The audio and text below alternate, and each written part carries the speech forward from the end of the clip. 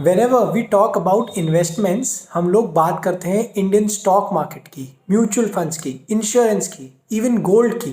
पर सिल्वर के बारे में पब्लिक फोरम पे बहुत कम डिस्कशन देखने को मिलता है। Why is that the case? क्या सिल्वर सही में गोल्ड के रिटर्न्स को भी आउटस्मार्ट कर सकता है? What is the best time to invest in silver? क्या सिल्वर स्टॉक मार्केट के रिटर्न्स को भी बीट कर सकता है? और सिल्वर के गेन्स पे क्या टैक्सेशन एप्लीकेबल है? इन सभी क्वेश्चंस का आंसर जानेंगे इस वीडियो में। सबसे पहले बात करेंगे सिल्वर के रिटर्न्स वर्सेस गोल्ड के रिटर्न्स। क्या सिल्वर गोल्ड के रिटर्न्स को बीट कर सकता है? उसके लिए I have done a 10 year analysis. इस चार्ट में मैंने आपको 1 month, 3 months, 6 months, 1 year, 3 year, 5 year और 10 ईयर रिटर्न्स का कंपैरिजन दिखाया है सिल्वर का वर्सेस गोल्ड। वीडियो को पॉज कीजिए और आराम से इन नंबर्स को देखिए। What do you see here? आपको पता चलेगा कि सिल्वर हमेशा गोल्ड के रिटर्न्स से कम ही रिटर्न्स दे पाया है। केवल एक सिचुएशन है out of all the situations जहां पे सिल्वर के रिटर्न्स गोल्ड के रिटर्न्स से थोड़े से ही ज़्यादा हैं, वो है एक 3 ईयर टाइम फ्रेम के अंदर। पर ओवरऑल हम ये कंक्लूड कर सकते हैं कि more often than not gold हमेशा सिल्वर से ज़्यादा रिटर्न्स देगा। तो डेफिनेटली सिल्वर एक गोल्ड का सब्स्टिट्यूट नहीं है। अब देखते हैं क्या एक बियर मार्केट के अगेंस्ट सिल्वर प्रोटेक्शन या एक हेज के तौर पे यूज हो सकता है। अब ये एक कॉमन इंफॉर्मेशन है कि गोल्ड और इंडियन स्टॉक मार्केट का एक नेगेटिव कोरिलेशन है। What do I mean by this? मतलब इंडियन स्टॉक मार्केट और गोल्ड का जो मूवमेंट होगा वो एक ऑपोजिट डायरेक्शंस में होगा। अगर स्टॉक मार्केट ऊपर जाता है तो गोल्ड के प्राइसेस नीचे आएंगे, और अगर स्टॉक मार्केट नीचे की तरफ जाता है तो गोल्ड के प्राइसेस बढ़ते हैं। ये आप इस पर्टिकुलर चार्ट से क्लियरली देख सकते हैं। यहाँ पे गोल्ड के रिटर्न्स और स्टॉक मार्केट के रिटर्न्स ऑपोजिट डायरेक्शन में मूव कर रहे हैं। इवन कोविड के फर्स्ट वेव के टाइम पे जब स्टॉक मार्केट अपने लो पे था, तब गोल्ड ने all time high prices hit किए थे। तो ये हम कंक्लूड कर सकते हैं कि गोल्ड और स्टॉक प्राइसेस का नेगेटिव कोरिलेशन होता है। और इसी वजह से जब भी आपको लगता है कि स्टॉक मार्केट नीचे जाने वाला है तो गोल्ड में इन्वेस्टमेंट बहुत ज़्यादा प्रॉफिटेबल हो सकता है। But what about silver?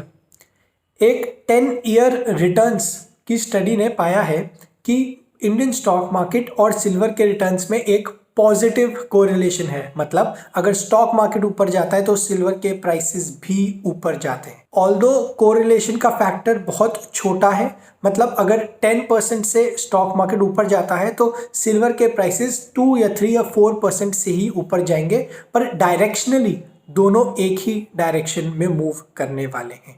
तो इससे हम ये कंक्लूड कर सकते हैं कि सिल्वर एक हेज, एक प्रोटेक्शन के तौर पे नहीं यूज हो सकता एक बियर मार्केट के अगेंस्ट। मतलब जब भी मार्केट में करेक्शन आती है तो सिल्वर में इन्वेस्ट करना एक अच्छा ऑप्शन नहीं है। चलिए, हमने ये तो समझ लिया, पर क्या सिल्वर ओवरऑल मार्केट के रिटर्न्स को बीट कर पाया है? चलिए देखते हैं। Over the past 10 years silver ने एवरेज CAGR रिटर्न्स दिए हैं 1.47%, जो कि इन्फ्लेशन से भी काफ़ी कम है। अगर आप इस टाइम पीरियड को थोड़ा बढ़ा दें और ओवरऑल 30 ईयर का रिटर्न्स का कंपैरिजन करें तो सिल्वर के रिटर्न्स हैं एवरेज CAGR 9.5%, जो कि इन्फ्लेशन से डेफिनेटली हायर है। पर सिल्वर को एक डेफिनेटली और एक श्योर शॉट हेज की तरह यूज नहीं किया जा सकता अगेंस्ट इन्फ्लेशन, क्योंकि सिल्वर के रिटर्न्स इन्फ्लेशन को बीट करें या ना करें ये डेफिनेटली नहीं कहा जा सकता। पर अगर हम ये कंक्लूड कर रहे हैं कि सिल्वर मार्केट में जो डाउनसाइड है उसके अगेंस्ट प्रोटेक्ट नहीं कर सकता, इन्फ्लेशन को बीट नहीं कर सकता, तो फिर कब और क्यों हमें सिल्वर में इन्वेस्ट करना चाहिए? चलिए ये समझते हैं। तो सबसे पहले ये समझिए कि सिल्वर एक कमोडिटीज बास्केट का हिस्सा है जिसका 70% यूजेज इंडस्ट्रियल एप्लीकेशंस से आता है। तो अगर आपको लगता है कि मार्केट में ओवरऑल डिमांड अच्छी है जिसकी वजह से ग्रोथ हो सकती है, तो नेचुरल सी बात है कि इंडस्ट्रीज का रोल बहुत बड़ा होगा और उन्हीं एप्लीकेशंस के यूज़ की वजह से सिल्वर का भी अच्छा डिमांड होगा मार्केट में। तो अगर ये कंडीशंस सेटिस्फाई होती हैं और अगर आपको अपने ओवरऑल पोर्टफोलियो को डाइवर्सिफाई करना है तो silver can be a very good option to invest in. पर आई वुड स्टिल सजेस्ट कि केवल सिल्वर में इन्वेस्ट करने के बजाय ओवरऑल बास्केट ऑफ कमोडिटीज़ में इन्वेस्ट किया जाए, क्योंकि अगर एक कमोडिटी में डिमांड कम है, अगर वहाँ पे प्राइस गिर रहा है तो दूसरी कमोडिटी उसको कॉम्पेंसेट कर सकती है प्राइस और रिटर्न्स के टर्म्स में। और एक बास्केट ऑफ कमोडिटीज़ आपको इन्फ्लेशन से ज़्यादा रिटर्न्स देने का भी बेटर चांस रखती है। बट स्टिल अगर आपको केवल सिल्वर में इन्वेस्ट करना है तो कीजिए, पर do so on silvers own individual merits.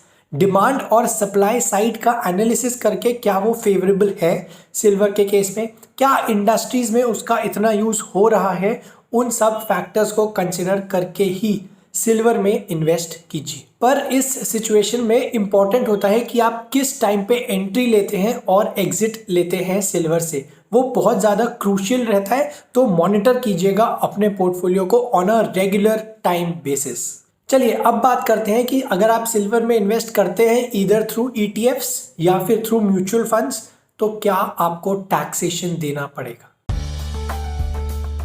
सबसे पहले तो ये समझिए कि सिल्वर ETFs के ऊपर जो टैक्सेशन होता है वो शॉर्ट टर्म और लॉन्ग टर्म कैपिटल गेन्स के बेसिस पे क्लासिफाई होता है।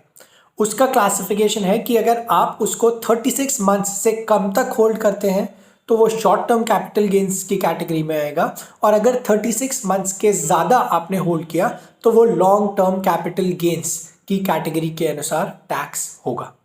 लॉन्ग टर्म कैपिटल गेन्स है 20% on the gains that you have earn. मतलब अगर आपके 100 रुपीज़ है लॉन्ग टर्म कैपिटल गेन्स तो आपको उसके ऊपर 20 रुपीज़ टैक्स देना पड़ेगा। सिमिलरली अगर आपके शॉर्ट टर्म कैपिटल गेन्स है तो उसका टैक्स आपके इनकम टैक्स स्लैब के बेसिस पे डिसाइड होगा। अगर आप 30% टैक्स ब्रैकेट में है तो 30% टैक्स, 20% पे 20%, और अगर आप 5% टैक्स ब्रैकेट में है तो 5% टैक्स। ऑल राइट, ये था ओवरऑल सिल्वर का पूरा एनालिसिस। आई होप इससे आपको समझ में आया हो कि कब सिल्वर में इन्वेस्ट करना चाहिए, कब वो मार्केट के रिटर्न्स को बीट नहीं करता, क्या वो गोल्ड से बेटर है या नहीं है। आई होप ये सब क्लैरिफिकेशंस आपको ज़रूर मिली होंगी। Do subscribe to Finance Lens and I will see you the next time.